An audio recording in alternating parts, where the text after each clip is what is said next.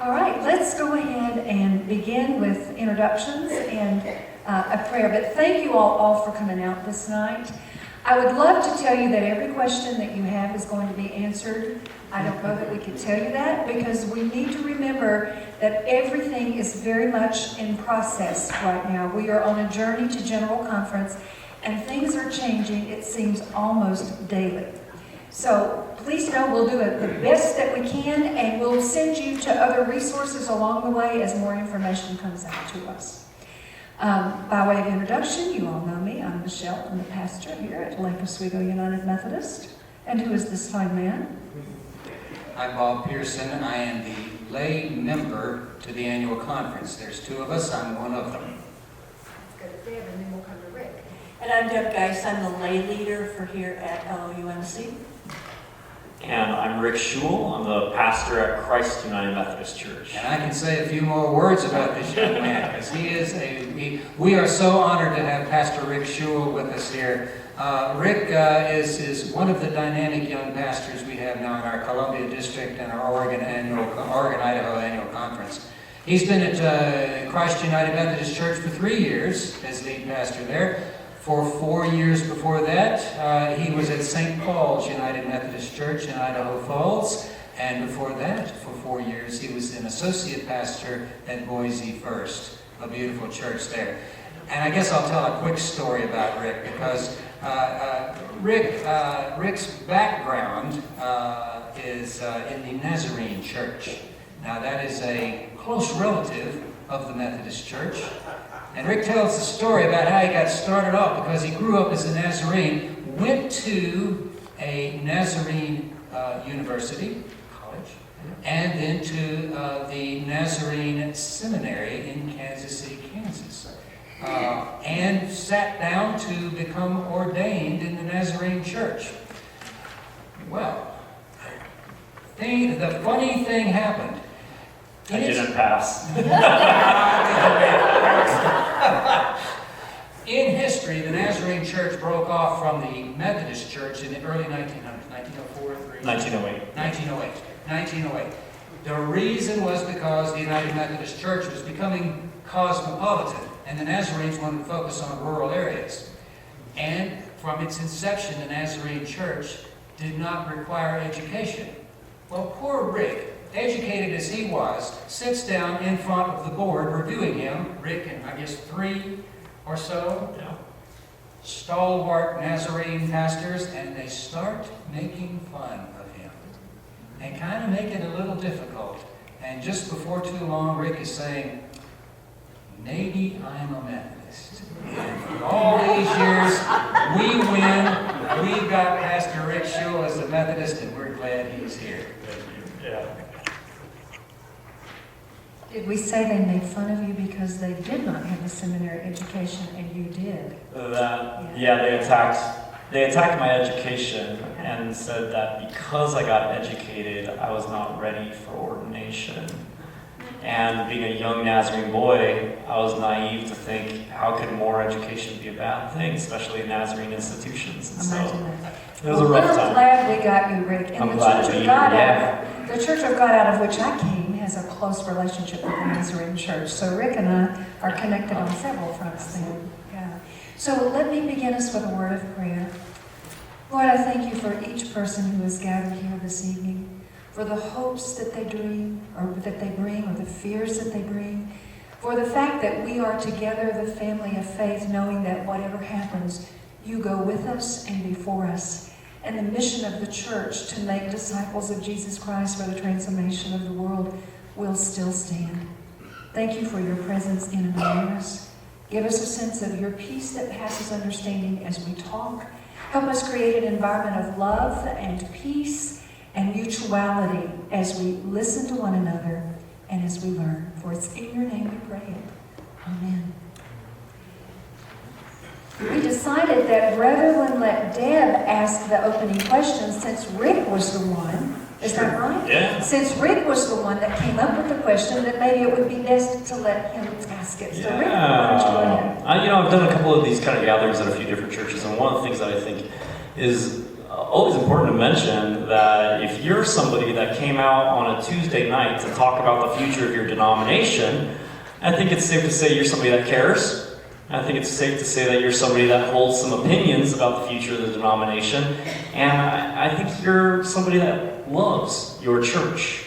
And I always like to start out with a few different, just hearing from you, a couple of answers to some questions. I'll send Bob out with a microphone so you can respond, but I wonder if there's like 3 or 4 people that would tell us why you are a United Methodist or how you became a United Methodist. If somebody would be willing to share, why are you a United Methodist or how you became a United Methodist? There you go. I probably don't even mind. Share. I'm Jenny, for those of you who don't know me, there's probably not very many. I'm United Methodist because you allow me to think and use my brain, and I like to study and learn things all the time, and I think it's great that we have a congregation and a denomination that allows you to have your own opinions and form your own judgments and work together on those. Yeah. Think and let think. That was a John Wesley quote. Yeah. Over here.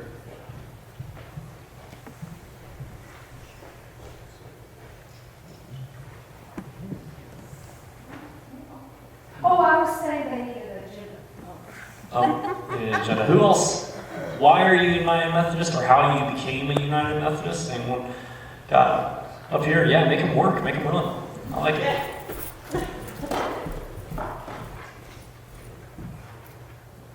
I'm here because Judy Cushing came over and said, "Why don't you come sing with us for Easter?" Yeah. And I knew that meant the Hallelujah chorus. All right.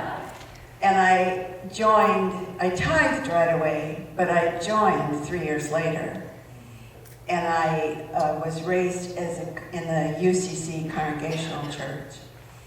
So when I joined, I went to Steve and said, "I'm having congregational guilt."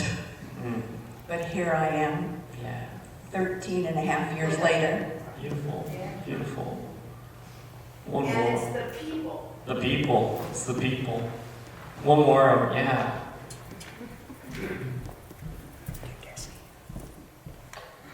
Well, I'm a cradle Methodist, 3 generations. My grandparents were Methodists in a little town in Iowa. I remember no drinking, no dancing, no partying. I do remember a lot of potlucks, and I also remember when they joined the United part of the United Methodist, and there was 2 competing churches on each corner, and we had to go back and forth every Sunday until they finally built a new brick United Methodist Church out by the highway. So, Yeah. Nazarene Church is similar. Don't drink or chew or go with girls who do. I mean, that's why. Yeah. So I'm a United Methodist because I wanted to get married, and I wanted to get married in a church. And my wife, Laura, wouldn't have anything to do with being a Catholic, which I was raised with. And I think part of that is we had trouble kind of being unaligned with the politics or the policies of our church. And we're like, to be unaligned with some of the strong policies of your church is kind of like, after a while, I think you would probably go, why am I in this church? So anyway, so that's why, and we had a great pastor who drew us into the United Methodist, Bert Scott, and so the other part of that is, I don't think we should be turning away great pastors. Yeah. I mean, they're not growing on trees, so. All right. Let's go to the second question. Just want to hear from maybe 3 or 4 more people also. What do you love about the United Methodist Church? What do you love about it? Doesn't have to be the denomination. It can be this United Methodist Church, like Oswego here. What do you love about this place? Hi, I'm Sally. I love that we are encouraged to think for ourselves, as Jenny said, and I also love our focus on practicality. to do all the good that you can in all the places that you can, all the times you can, etc. really resonates with me that that's what Christians are supposed to do. Yeah. Good. Right next to Bob. I love our four pillars of faith. Yeah. And along with that, I love that within this denomination and congregation, we can have a multitude of opinions and beliefs and still recognize we are all Christians together and all United Methodists. Yeah. Yeah, good. How about one more? What do you love about the United Methodist Church or this United Methodist Church?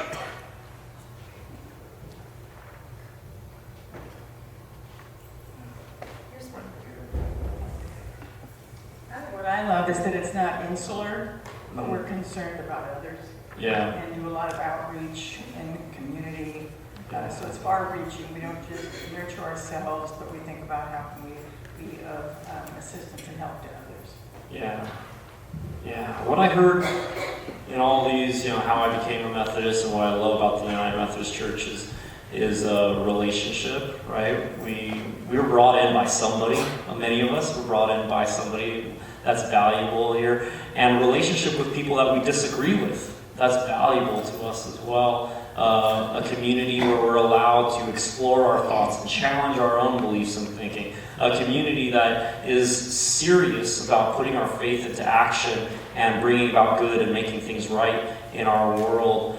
That is Methodist to the core, and I am not surprised at all by any of these answers.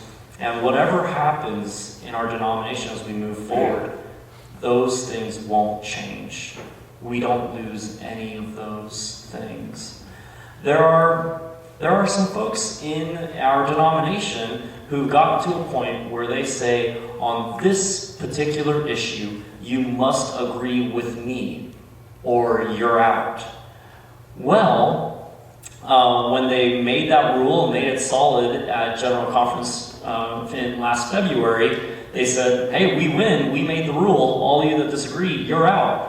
And then what happened is most of us said, we don't have to go anywhere, actually. We're not out. We're Methodists. This is our church. This is who we are. And that's kind of what's brought us to this point. So as we talk about everything that's been going on, I want to remind ourselves that that's what's at the core of Methodism, what's at the core of our church that we love.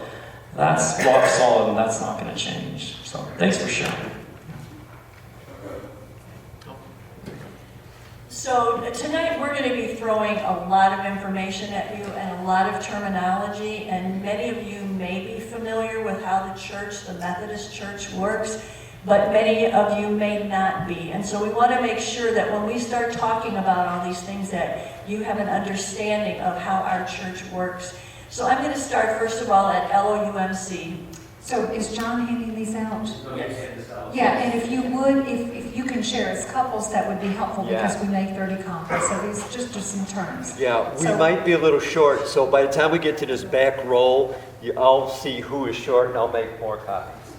Okay, but if you just grab one between the couples or those of you that want to be a couple, I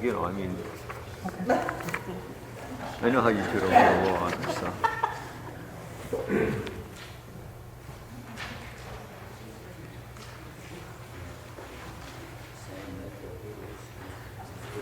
We waited on handing these out because we didn't want you flipping through all the papers while we were talking. So I'm going to go ahead because we want to make sure you guys don't have to stay too long when we get you home. So at LOUMC, the Book of Discipline is the guidebook for all local churches and pastors. We must have a board of trustees, a nomination committee, finance committee, church council. We have a church conference or charge conference is our annual meeting of all of the officers of our church and any interested members. And the primary responsibility of that committee is to set pastors' salaries and elect officers to the committees. We are a part of the Columbia District, and each district is served by a district superintendent. Ours is Aaron Martin, and they are appointed annually from the ordained elders of the annual conference by the bishop, Elaine Stanovsky.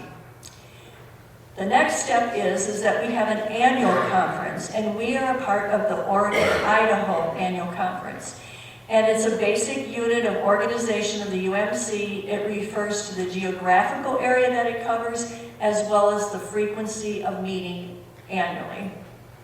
Clergy are members of the annual conference rather than any local congregation and are appointed annually by the conference's resident bishop. So Michelle is not a member of our church, she is a member of her annual conference. The UMC operates in a connectional organization of annual conferences so that actions that are taken by one annual conference are not necessarily binding on any other. Generally, they meet once a year. Bob Pearson and Eric Carlson are the LOUMC lay representatives to our annual conference, and Jan Nelson is the Oregon-Idaho lay representative to the general conference, and she was elected by our annual conference. Then we have an Episcopal area, and we are the greater Northwestern Episcopal area, which includes Alaska, the Pacific Northwest, and the Oregon-Idaho conferences, and that just generally refers to the area that a bishop is over those areas. Next, we have a jurisdictional and central conference, and we are the Western jurisdiction. The U.S. is divided into 5 jurisdictions. Outside the U.S., the church is divided into 7 central conferences: Africa, Congo, West Africa, Central and Southern Europe, Germany, Northern Europe, and the Philippines. So the main purpose of the jurisdictional and central conferences is to elect and appoint bishops and chief administrators, and then they meet every 4 years. And then we come to the general conference, which is what this is all going to be culminating in May. The General Conference is the highest level of conference. It's the only organization that may speak officially for the church. Legislative changes are recorded in the Book of Discipline, which is revised every 4 years after General Conference. They meet every 4 years normally, though last year there was a special General Conference. They are presided over by elected a bishop or 2 over different sessions and different days. And then the next general session is in May in Minneapolis. And then one further addition to this is there's a governance structure.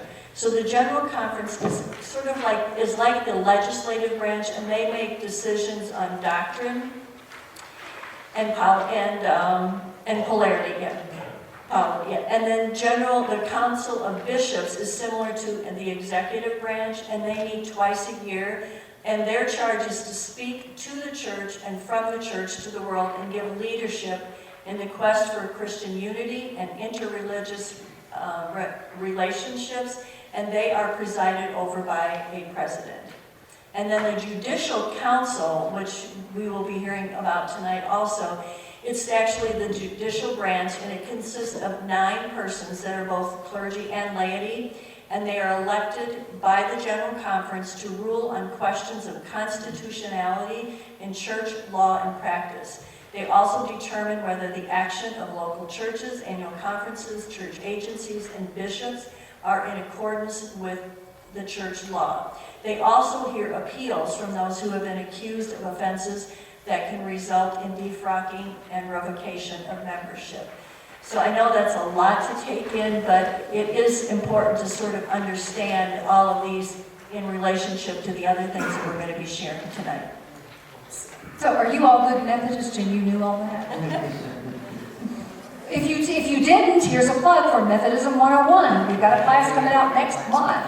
So no, it's good to know these things, and this right now is the way we're organized. We don't know what the organizational structure will be afterwards. Hopefully some of the same pieces, but we're not sure, so right? Yeah, I think the important takeaway here is, the American Methodist Church was formed right around the time the United States was formed, and so we modeled our governance structure after the United States governance structure with a legislative, executive, and judicial branch, which may explain a little bit of the headache that we're going through a little bit. So essentially our General Conference is our Congress that only meets once every 4 years, and meanwhile the bishops kind of enforce the discipline throughout the years, and if there's a question about whether or not something is in line with church law or not, that goes to a judicial branch, Judicial Council. Yeah. Okay. All right. Then moving along, yes? 1 second. Pam needs a little bit of break to reload her phone because we have others that will want to watch. Are you good? Okay. Why we're here, how we got here, without doing a lot of history because we don't have the time for that, you all probably know, and some of you were in the Methodist Church, when you were a youth group, what was it called? MYF, Methodist Youth Fellowship. It became UMYF when? When was that? What year? 1968. Well, good old district superintendent over there, Donna, you would know that.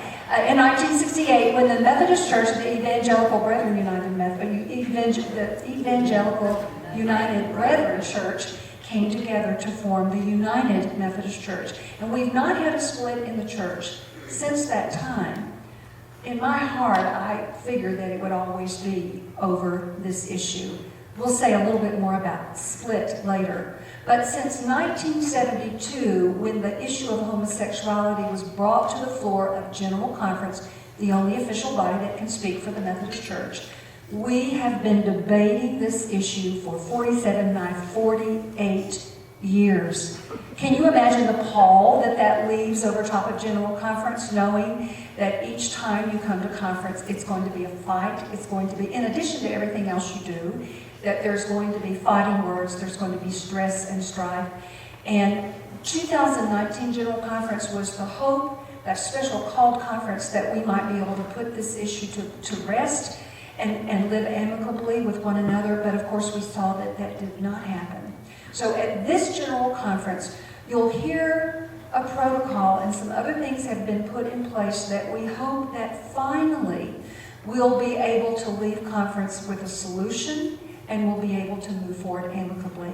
We hope that depends on a lot of things and a lot of people in good faith who agree, hopefully, to work together. But the time is past due that we find some place of peace as United Methodists, because, friends, I'm concerned that our witness to the world is broken.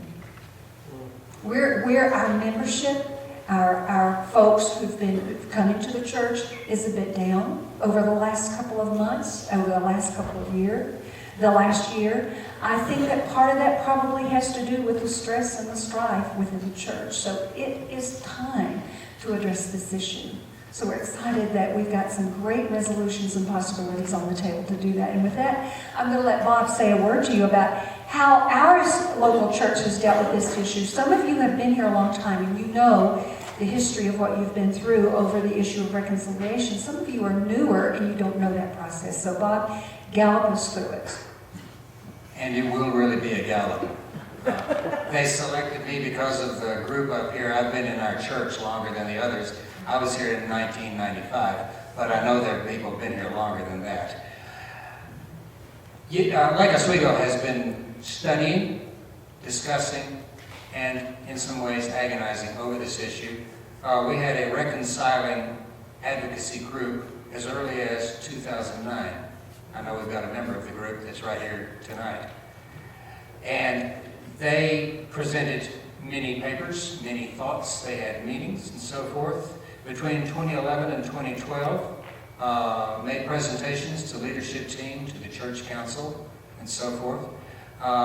In April of 2012, we had an all-church potluck over in the CAC that was presented by the Outreach Committee with significant presentations by the Reconciling Group. Lots of discussions of the issue of LGBTQ inclusion and its ramifications for this church. It was a significant event at the time. There were petitions that were circulated throughout the church. There was a lot of thought given to that. This culminated after a church council decision in 2012 in May. This culminated on October 7th, 2012, when we had a charge conference. Reverend Lowell Greathouse came to our church to lead us in that charge conference. Who was here when that conference occurred? Yeah. So I'm really preaching to the choir. A lot of people know this. On October 7th, 2012, we had a vote as a welcoming church, And we approved our welcoming statement at that charge conference. By the way, the vote was 76 to 22. 76 to 22. So it gives you an idea, 3/4, 1/4, 76 to approve. But very proud of that welcoming statement. It's a good welcoming statement, been there ever since. We did not march on to joining the Reconciling Ministries Network in the United Methodist Church. And then I'm going to get a little fuzzy on that because there was a period where the Reconciling Group became the Inclusion Committee and did not carry forward. Some of you may have better information on that, but I want to gallop through this. At any rate, we went into a quiet period until probably this year, where some impetus built up again. At our annual conference, which I attended in May, there was a lot of progress made. There was a lot of reaction to the special general conference in St. Louis last February, previous year, and a lot of movement was made.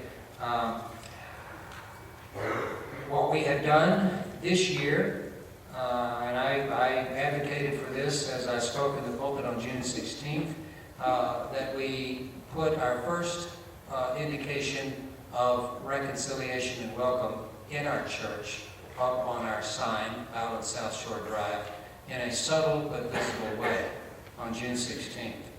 The Ed Council, Church Council we call it now, brought that subject up in August, and on November 7th they approved that particular sign. We had previously, per their instructions, already run an ad in the Lake Oswego Review in the West End Tidings both, talking about our welcoming sense that also had a very subtle rainbow symbol on it. That rainbow sign has been on our driveway up the South Shore Drive since the weekend before Thanksgiving. I hope you've noticed it. And here we are. Because of what happened last year at General Conference, there were many groups and conferences and things that happened after that. And in September, Michelle and Bob and I attended a leadership conference at Church of the Resurrection in Leawood, Kansas. Every year they hold a leadership conference. This year they dedicated it entirely to this issue. If some of you don't know, that is the Church of Adam Hamilton, who he is the pastor there, which is the largest United Methodist Church in the United States. And it was an amazing experience. A couple of the sessions that I attended while we were there were directed towards helping your congregation in the future. One of them was, there was an informational session related to navigating change, leading into the future without fear, strengthening our church culture for real change, and information about a caring congregation. I was also so enlightened by discussions and sessions on the history of racism and the role of women in the United States, which connects again to equality and equity in the church for all. I had the privilege of hearing David Brooks. I don't know if any of you know who he is. He's a wonderful author and journalist, and he spoke about moral leadership in a divided society. And then, of course, we were all inspired by hearing Adam Hamilton preach. But my most important takeaway from that conference was coming really face to face with the harm that has been done to the LGBTQ community. So I just want to share a couple of statistics with you that I think will help you see where my heart is and where the hearts of many of the people who attended that conference are. Between 5 and 10% of LGBTQ youth, depending on age and sex groups, have attempted suicide, which is a rate between 1.5 and 3 times higher than heterosexual teens. The passage of laws that recognize LGBTQ people with equal regard to civil rights have been shown to have significant positive effects on the physical and mental health and well-being of LGBTQ youth. In a study covering 1999 to 2015 revealed that the establishment of same-sex marriage was associated with a significant reduction in the rate of attempted suicide among children by 14% in the grades 9 through 12. 8% of LGB and 29% of transgender reported that a healthcare provider refused them care because of their sexual orientation. And there were LGBTQ clergy at this conference that at the conference were being targeted for church legal actions by people that weren't even a part of their own congregation. And many of them have had to move to other jurisdictions for safe harbor because of being in fear of losing their credentials in their own conference. This is just a tip of the iceberg in what is happening in the lives of this community. And in addition to this, became more determined than ever to help our church process through a positive change, however we may do that in our church in a loving and inclusive way. So Bob and Michelle, I think you maybe have some things from the conference you wanted to share. I was very impressed with the presentations that were made that showed proposals that are going to be placed to our general conference upcoming this May. It was a key date for that. We were there September 26th and 27th. The final date for submission of proposals by individuals and groups was September 18th. So we were actually getting a first readout on a number of these proposals. I've got a handout on those. And those proposals have now been basically, like Congress does, they've been turned over to legislative committees of the General Conference for markup and for eventual voting at the General Conference. It was very interesting where we were then. Among other things, the traditional plan, which was approved in St. Louis in February, had a couple of its provisions declared to be unconstitutional by the Legislative Council. So the traditional groups, led by the Reverend Keith Boyette and others, were going to submit and are submitting proposals to the General Conference to improve or strengthen the measures of the traditional plan. Counter to that, however, many groups had come together to put together additional plans which lead towards what we're seeing now with the new protocol that came out. And we'll get to that later. But I was very impressed with the stages that we saw in September, and we intended to debrief those really early to you in October, but I'm actually glad we didn't, because this is a moving process, and it will continue to move before we get to May and Minneapolis in that general conference. But we're trying to give you the most current information here, just as they did in Leawood, Kansas. And we do have a handout on that. We are not going to go into great depth about it, but we're going to let you see it, so you'll see the number of legislation pieces that are on the table, in addition to the latest protocol that has come out, and we're going to spend quite a bit of time talking about that. I just want to say, I think Deb and Bob have given you a good overview. I've always wanted to see the Church of the Resurrection. I've been at several conferences that Adam Hamilton has been at. It was nice to see him in his home setting and to see what a true servant of God he is. He is a centrist, and his desire is that the church find some way to move forward together amicably. And everything that he did, and everything that his host and hostesses did, and all the groups that were there, reflected that they wanted harmony and love and peace. And every one of us who attended that conference had someone who was praying for us. Throughout the conference, I received texts every day and several times during the day that I was being prayed for. How was I liking the session? Were things okay? Did I need it? I was so impressed by that love and hospitality. Yeah? And I would just add, most or many of the people who are the authors of the new protocol were at this leadership conference. Yes, well, they were. We got to see them in person, not knowing this protocol was going to come out.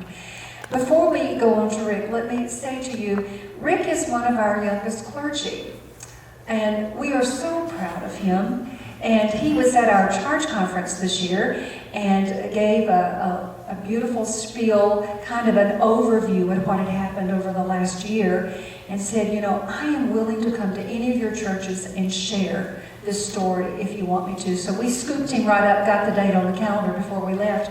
But he has been one of the pastors, one of our young promising clergy, that was selected by Bishop Standofsky to be part of a 30-member advisory team. So Rick is kind of an inside scoop. When we were at the Church of the Resurrection, one of the things that they asked us to do was to divide in Episcopal areas. So we went up into an upper classroom, and Bishop Standofsky was there along with representatives from the Alaska Missionary Conference, Oregon, Idaho, and the Pacific Northwest.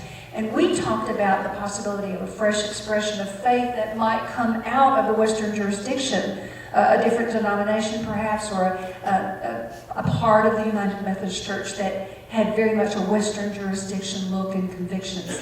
Out of that then came this further legislation that we'll talk about. But I wanted Rick to give you his inside scoop of the work they've been doing, because we're appreciative that you've got that connection, and we want you to tell us about it. And then maybe help us know a little bit more about our bishop. Sure. Yeah. So this summer, our bishop was looking at this coming year. We've called this last year a crossover year, and then Traditional's plan passed in General Conference 2019 and kind of surprised us all. And so here we are in another crossover year, and the bishop wanted to gather together the delegates in the Greater Northwest to our General Conference and our Jurisdictional Conference, along with our cabinet members and with emerging church leaders, and create a guiding coalition to kind of say, what is the work that's ahead of us? What are the big dates that are coming up, and what are we going to do? What plans are we going to have for those types of things? And then we divided up into several work groups, and so the different work groups were meeting regularly and then coming together as a large guiding coalition, a 30-member group about once a month, to share the work that we've been doing and the ways that we are leading the Greater Northwest in this crossover year. I would say that we identified 4 big dates in this year that we need to be prepared for. One of those dates has already passed, which was January 1st. And January 1st is when the Traditionalist plan passed, meaning clergy who are gay or lesbian or queer, complaints could be filed against them, and they could be, if those complaints went all the way up to the bishop, all the way to trial, they could lose their ordination, they could lose their credentials. And likewise, any pastors that have performed a wedding for a same-gender wedding could also receive a complaint, and under the traditional plan, the mandatory minimum penalty is 1 year suspension for first-time offense. Second-time offense, you're out of the church, which is ridiculous. There is no other violation in the Book of Discipline that has those kind of parameters. Not sexual abuse, anything that has those kind of parameters. But on this one issue, if you do a wedding for a same-gender couple, you're out for a year the first time. So we prepared ourselves. What is January 1st going to look like? And we said we're going to do resistance acts, meaning churches that are open and welcoming and affirming. We invite you to bring in a pastor who is LGBTQ and preach on that first Sunday of the year, or celebrate some vow renewals if you have any gay or lesbian couples that want to do a vow renewal. Some sort of visible act saying, hey, come at us with your complaints and your legislation. We're still going to love everyone.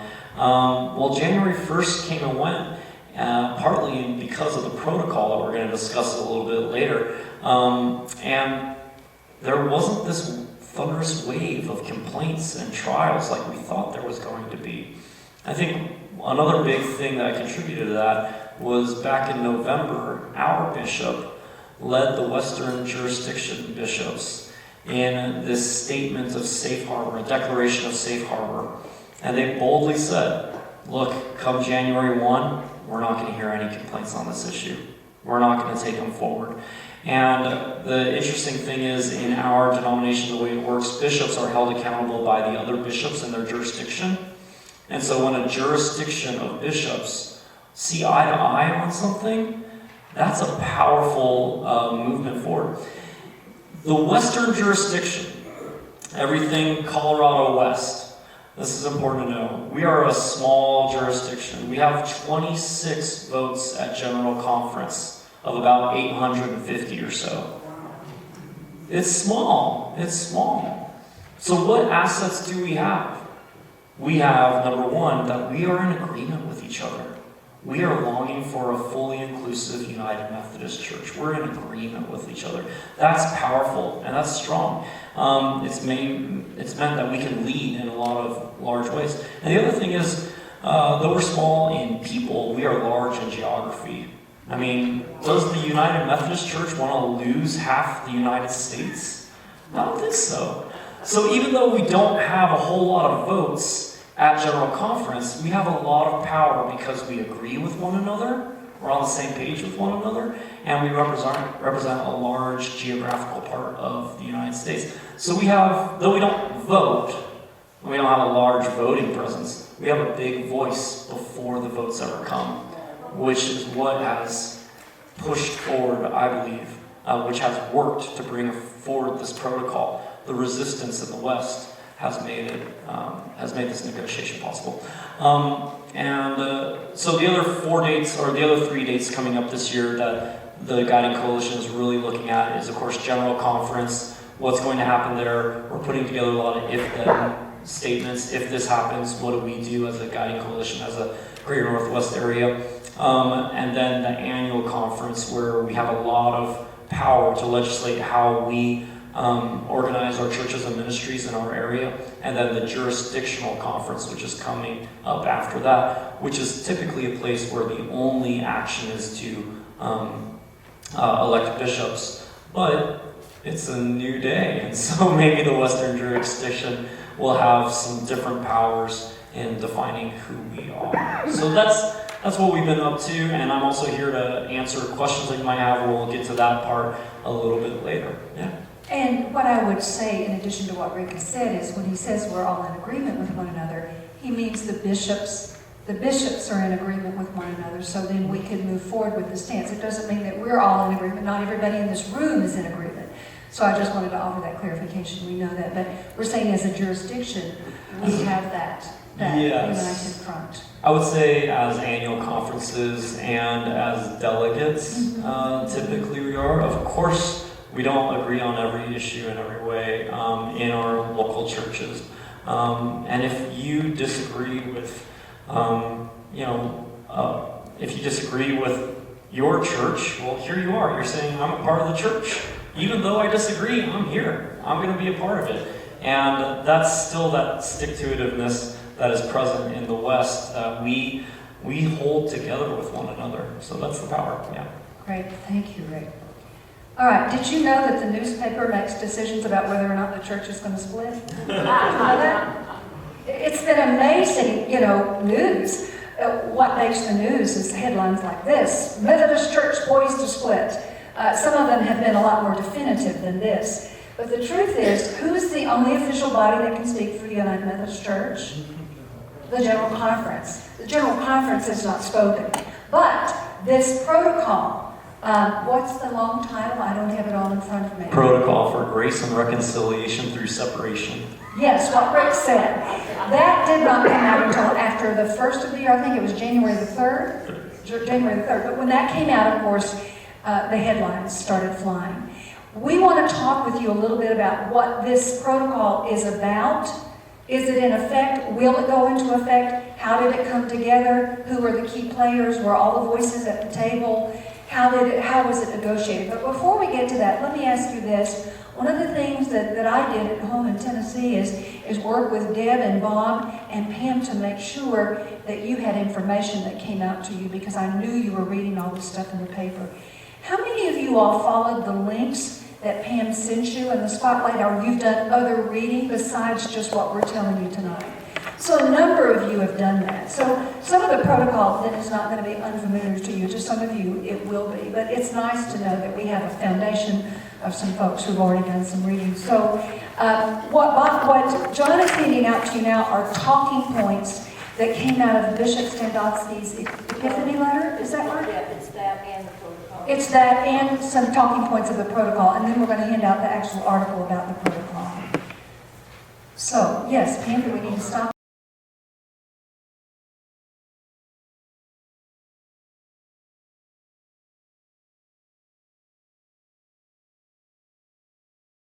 Hello.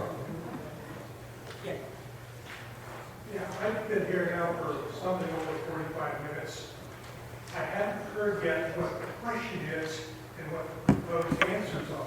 We're getting to it right now, Bill. Good. We're I've getting heard to a lot it. about all these organizations and committees and all that, the wonderful people doing good work, but it doesn't get to what are we talking about, what's already. We're doing it right now. Coming I'm to it. listening. Coming to it right now.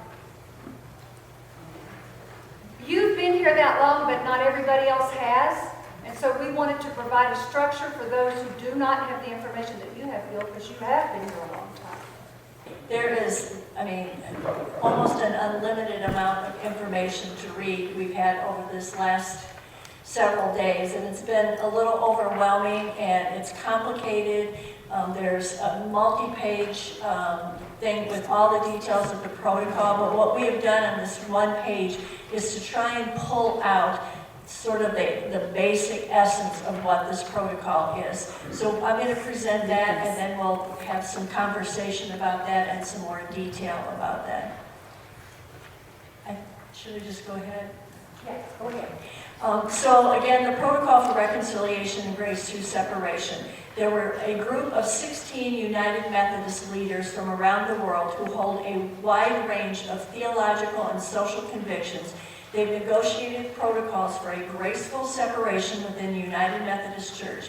If adopted at the General Conference in May, the proposal would maintain the United Methodist Church intact, allow local churches and annual conferences to choose not to remain affiliated with United Methodist Church, those are the traditionalists, will allow them to leave while maintaining their property, their assets, and their liabilities. Commit $39 million to racial and ethnic inclusion and anti-racism work. Convene the very first session of a post-separation United Methodist Church, perhaps even before leaving Minneapolis in May, to create 4 regional conferences. And then allow for the first session of the newly established North American Regional Conference to act on proposals to remove the prohibitive language regarding LGBTQ clergy and weddings. And in the meantime, the signers of the protocol have agreed to abeyance on any complaints against clergy for related reasons. So that's just a brief overview, and then there's a timeline that goes along with that. So as Rick mentioned before, there is legislation that is currently being drafted. You have part of the beginnings of that, but it is still in development. It will have to be presented at one or more annual conferences of the United Methodist Church. So some annual conference, 2 of them probably are going to have to call a special conference by March 20th of 2020 for adoption as a petition that will actually then be able to be presented to the General Conference. If adopted at the General Conference 2020, those wishing to form a new Methodist denomination must register such intent by May 15th, 2021. And then hopefully following the adjournment of the 2020 General Conference, central and annual conferences and local churches may vote to align with any such new Methodist denominations in the U.S. by July 2021. Local churches which desire a different affiliation than its annual conference may conduct a vote to consider a different affiliation by December 31st, 2024. And if a local church or annual conference wishes to remain within the United Methodist Church, there is no action to be taken. So, again, I think to to make it just even simplify it a little bit more, is we've cut a deal with the minority of American Methodists who are traditionalists, who believe any and every homosexual behavior is inherently wicked and sinful. That's the traditionalists, right? It's a minority of American Methodists, and we've cut a deal and said, you guys have already started your association, you have a book of discipline. The Wesleyan Covenant Association, they affirmed a new book of discipline for themselves. They're ready to go. And so the protocol says, you guys may go. You guys may go. And any annual conferences that wish to go, they can vote to go as well. The remaining United Methodist Church will then vote and move forward into regional conferences and figure on what we do with ourselves and how we move forward. And so that's essentially the protocol. And there's a lot of legislation that kind of goes along with that, but essentially it's saying to the minority of American United Methodists who are traditionalists to say, you may start your own denomination, you may go with your assets, your liabilities, and also a payment of $25 million over 4 years to create your central governments and those types of things. Let me add to this. I really had no idea we would have this many people. I made 30 copies of this. We'll send you links to this protocol. I want to add to what's been said. This has not been approved yet. It was the desire to get all the different groups within the church to come together to see if we could go to General Conference and avoid having the conflict. And so you have a group of 16 people, this article tells who they are, that came together and agreed, we do not want to fight anymore. We want to negotiate a protocol. They hired a professional mediator to lead them in this task.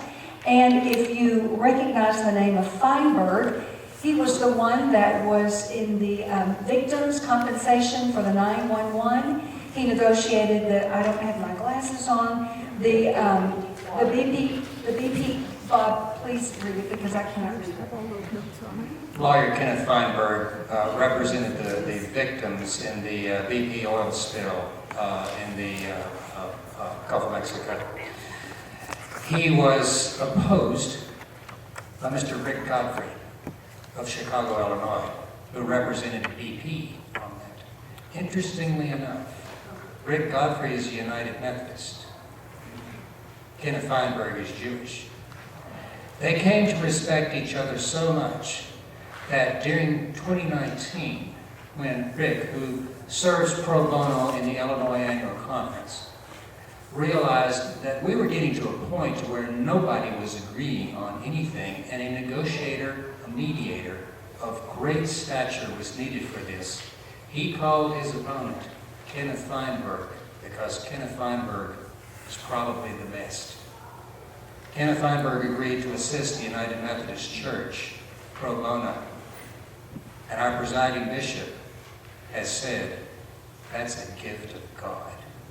Because Kenneth Feinberg, through his own faith, through humor at times, and through prayer always, was able to mediate a decision that among these 16 people came through unanimously. And I want to say a few things about these people. They weren't just anybody.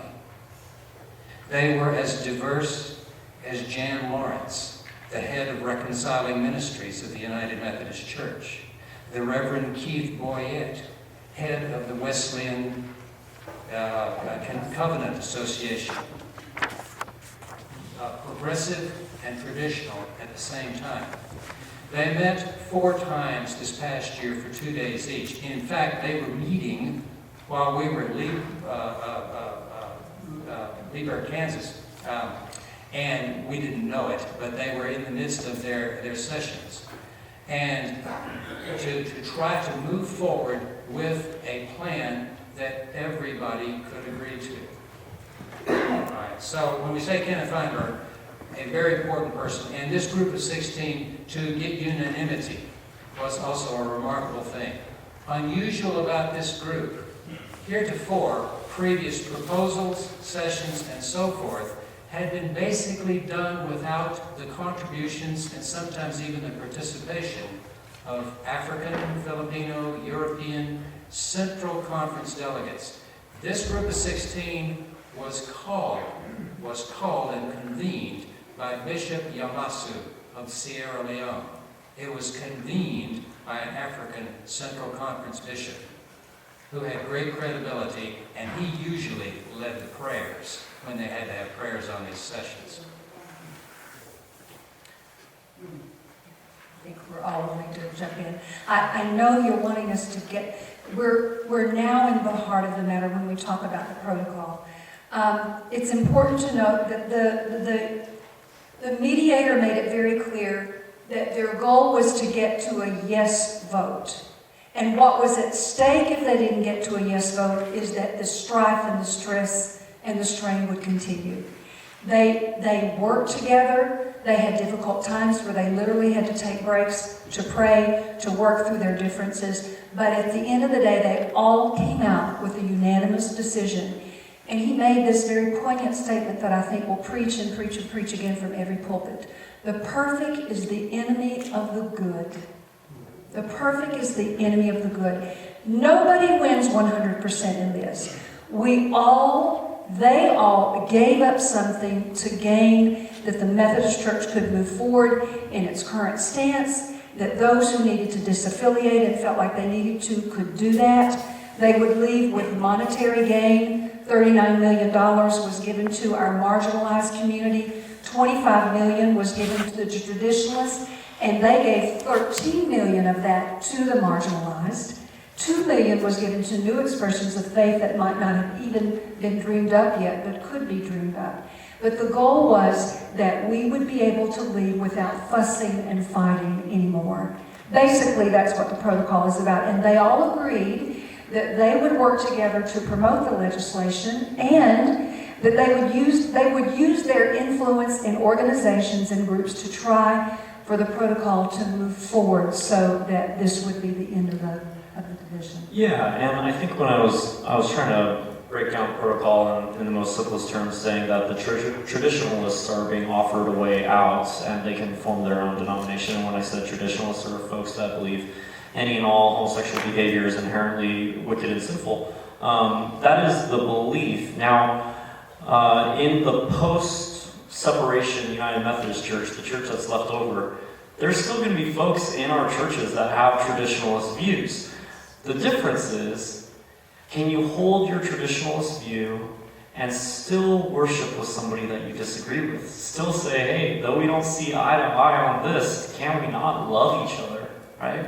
We're still going to have people that disagree, but we are committed to love and relationship for the sake of the mission of Jesus Christ in the world, right? There's a good group of United Methodists who say, no, I cannot worship with people that disagree with me on this. So the protocol is saying to those folks, you can form your own denomination. Let's part ways with a blessing. Let's say, we can't continue to worship together, I understand, and let's part ways with a blessing. That's what the protocol is saying. In like I said, the post-separation United Methodist Church, there will still be differences of opinions, but we are committed to worship with each other in the midst of those differences. Rick, with your insider view, what do you think our annual conference is going to decide? Do you think that they'll do the no vote and just stay a part of the Methodist Church? Or do you think our bishop is interested in disaffiliating and heading a totally different direction? I'll say that I think that, our annual conference, the PW annual conference, the Western Jurisdiction, is pretty progressive on all this. Nobody's 100% on anything, because this is still America. But we are pretty progressive on all this. And the sense that I feel is that we're excited if this can come through, if this can be accomplished. We're excited to stay United Methodist. And so I think it's likely that the Oregon, Idaho annual conference will stay United Methodist in the post-separation United Methodist. I know off the top of my head at least 2 churches that will vote to leave the United Methodist Church and go with the traditionalist expression. I understand that. Once again, we're going to part with a blessing. So If the local church chooses to go a different way than its annual conference, then the local church will take a vote. So I think that's what's going to, that's what I think is going to happen. And so when we come to that decision, then, if there is a decision for us to make, then each local church would decide for themselves what they wanted to do, if they wanted to align with the annual conference, if it chose to stay within the Methodist Church, or if they wanted to disaffiliate. Yeah, default would be to go with what your annual conference chooses.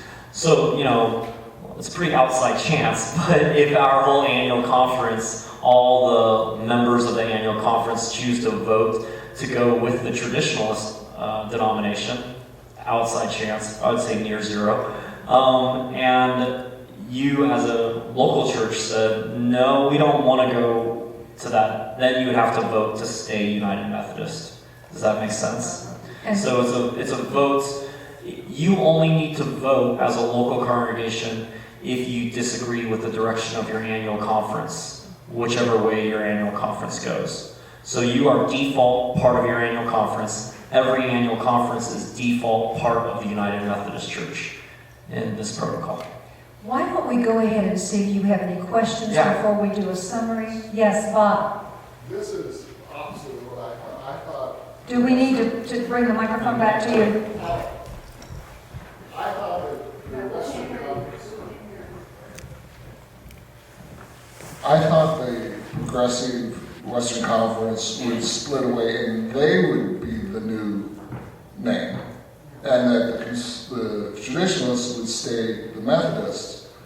Because I don't understand if the progressive wing, the West area, stays Methodist, aren't you going to be in conflict with the rest of the Methodist world? Good question, great question.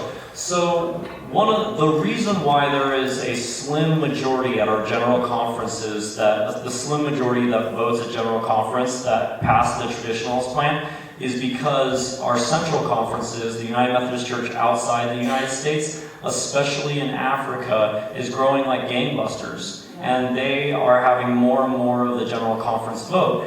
In many of their countries, it's illegal to be homosexual. It's not even a topic that's discussed. There's no discussion. There's no ambiguity. They vote 100% against any sort of LGBTQ inclusion.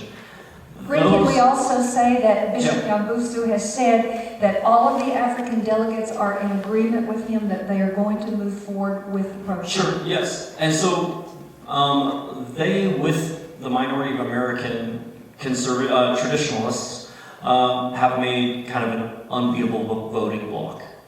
Now, what's important to the global United Methodists is the name United Methodist. It is crucial in their cities, in their countries, their affiliations, their social reality to be United Methodist. And so they can't leave the denomination. It's part of who they are. The progressives and the centrists in the United States, which makes up the vast majority of United Methodists in the United States, are for inclusion. And even though the West is on the progressive end, what happened this year was this incredible awakening of centrists all across the country saying, we are not for this traditionalist plan. And what the United States centrists, or United States traditionalists realize is that they can't pass any more legislation than they already have. The legislation that they passed in February is not going to stop the fighting. There's nothing more that they can do. So they've said, we're going to part ways. We will leave. They've agreed to leave. That leaves an opportunity for the vast majority of American Methodists to stay United Methodist and stay together and pass new legislation so that we can stay united with our African brothers and sisters, though make new rules for our different contexts. So this is the hope of a global United Methodist Church that is written with laws that affect contextual ministry. And not just on LGBTQ matters. There's a whole host of things that we vote on at General Conference that our African delegates are sick of talking about, sick voting on, because it doesn't affect them at all, and they continually be used as pawns by American Methodists, and they don't like being used that way, so they don't want to vote in our regional matters. So the regional conference idea is great on a lot of different levels. So because of the developments of this year, the Western jurisdiction, we have different teams, we have different people that are looking at creating a new denomination, but now we've kind of put some of those things on pause because if we can get to a United Methodist Church that is fully inclusive, a church that we love and fought for 40, 50 years, we want to keep being a part of that. I mean, we're the denomination, we're the jurisdiction that elected the first LGBTQ bishop. And if there's a promise of us continuing to support her and moving forward, we don't want to abandon her just yet. So Bob, I'm going to have coffee with you, and we're going to talk about it more, and I'm going to put the protocol in your hand, and you read it, and you'll understand that this protocol has changed everything.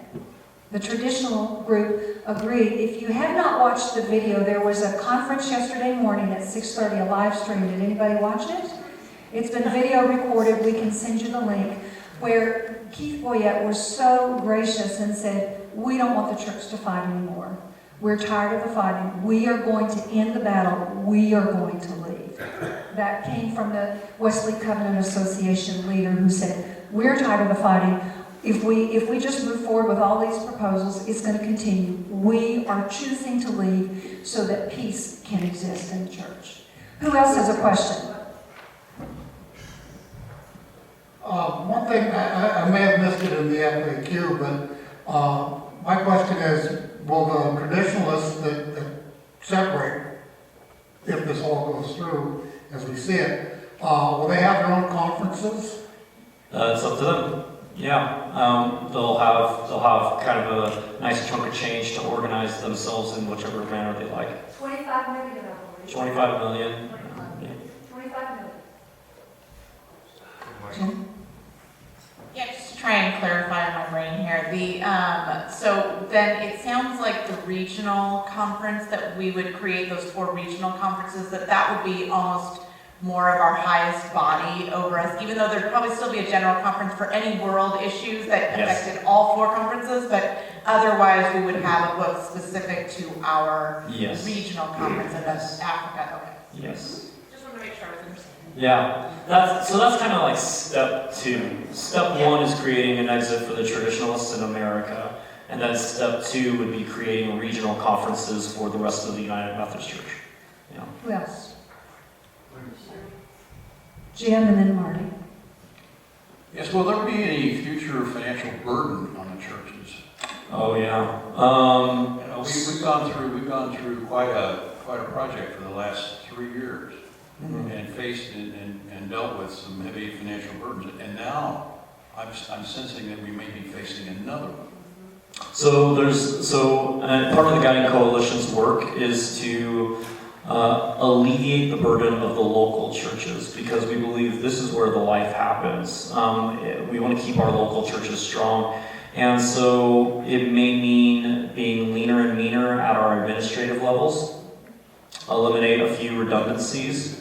These are tough things to talk about and tough realities. It means, what is our relationship with Pacific Northwest Conference? And I think we need to be serious about, as we move forward, there might be a merger of conferences for some of these issues. But we want to keep the life in the local church. We want to support the local churches.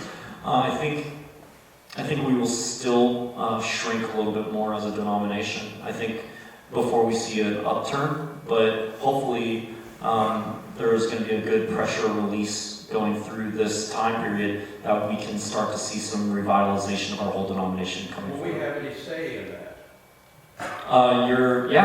You send a lay member to annual conference. No, I'm talking about the financial support.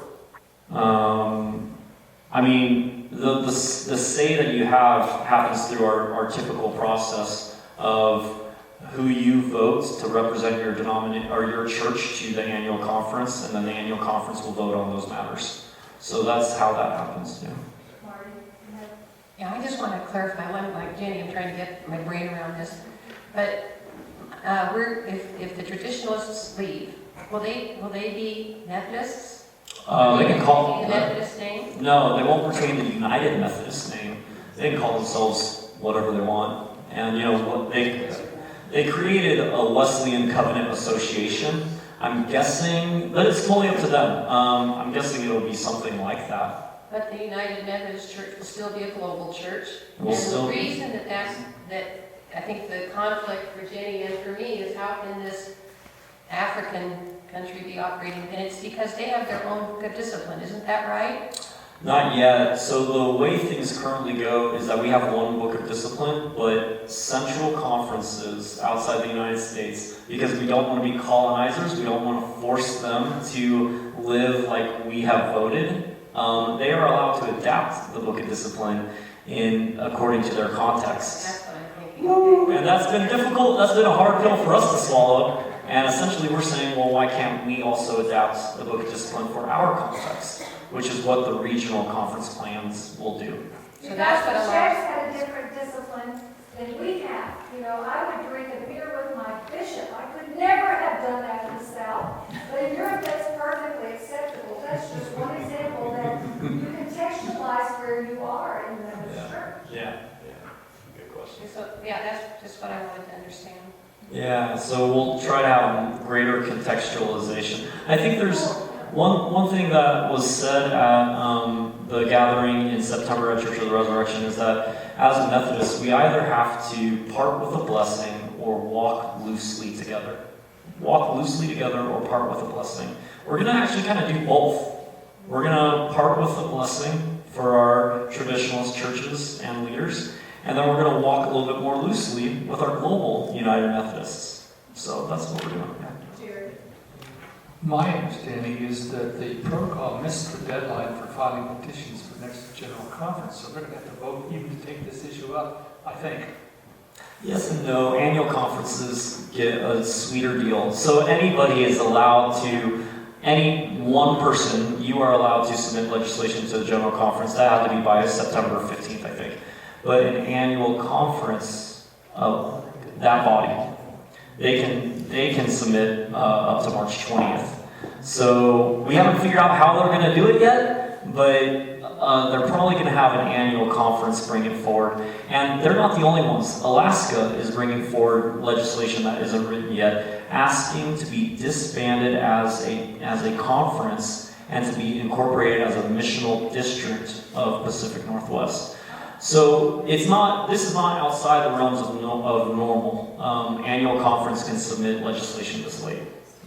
Thank you. Yeah. Anyone else? I think it's one of the things that was most helpful to me this morning, not being able to sleep very well. I got up really early and watched that video recording of the 16 people who were part of that team. It was absolutely grace-filled. And I am absolutely wanting to encourage every one of you to look at that. I'll provide the link for you and encourage you to look at it. But if you go on umnews.org, it's front and center. It's 1 hour and 8 minutes, and it is worth every minute that you watch it. You'll get to see the harmony that they arrived at and how it wasn't that way. It was a roller coaster, but they, like he said, what does it take to get to yes? Because if we don't get to yes, it's a catastrophic result for the church. We continue to fight.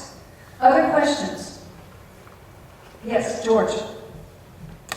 I just have a comment. I think that the inclusion of Gice is not a negotiable item. It's a fact that we must recognize, not negotiable. I told George I hope I live to be his age, and then I hope I have, when I live to, that I have the capacity to care like he does. So, if you have any other questions that you want to talk to any of us about, we'll stay afterwards. If you want to meet me for coffee or anybody else for coffee, I don't know if Rick would come back for coffee. Maybe it's kind of... If you pay. If you pay, I'll come back for coffee. Happy to talk to you about it more. We know that everybody in this room is not in agreement. We know for some of you, if this protocol passes, it's a sweet deal. For others of you, it's scary, and some of you may leave. We know that. As you said, Rick, we walk together, say that again. walk together loosely or part with a blessing? Walk together loosely or part with a blessing. I had one person visit my office a couple of months ago and said, I just can't do this. And I want to meet with you personally. I don't want to be out here gossiping about it. I want to talk with you personally. I've been a guest in her home. We've talked numerous times. Been a long, faithful member, but just said, I don't think I'm no longer United Methodist. And so we had a prayer with each other. We both cried, and I sent her on her way. And that may have to happen for some of us if we can't abide that. But the United Methodist Church is a big tent. It's the basis of John Wesley's theology, and we've lived together this long without having complete harmony. I really feel like we could probably still do it. Bob, do you have a summary for us? Just really quickly as we wrap up, I can tell from what we're doing here and from what we've said and from what we're learning, the year 2020 is going to be a year of big change for the United Methodist Church. And we as a group up here are going to pledge to you that we will do our very best to keep you informed and up to date as changes occur. As we've mentioned already, we'll have a repeat performance for those who couldn't make it during the daytime, during the night like this. We're gonna go at January 27th at 1 p.m. here at the church. And we will repeat, and my guess is there's going to be updates. So you're, of course, welcome to that. But I pray that all these changes can be done in a way that does not impair the missional effectiveness of our church, which is to make disciples for Jesus Christ for the change of the world. And let me also add, if you want to make suggestions about our agenda, like throw the protocol up at the top and take the other stuff to the bottom, or take this out, what we'll have, this is the first time we've done this. We wanted to try to provide a framework for some folks who had information, those who didn't. Give us some feedback on that too, that would be helpful. Do you want to do a summary for us? You did, you just did. All right, okay. Bob, how about, John, how about just closing litany? And we'll stay up here if you have any questions or comments you want to talk to us, feel free to do that. Did you learn some things that you didn't know tonight? Yeah? Was this helpful? Okay. Have we inspired you to do more reading? I hope so. We'll send some links to you to be looking for what? No, it's not. Pam will send you some links and hopefully you can read some more. I really wish you would watch the 1 hour and 8 minutes. If you do one thing. Yeah, if you do one thing, folks, if you do one thing, watch that video and hear them all talk about how they reached a unanimous vote.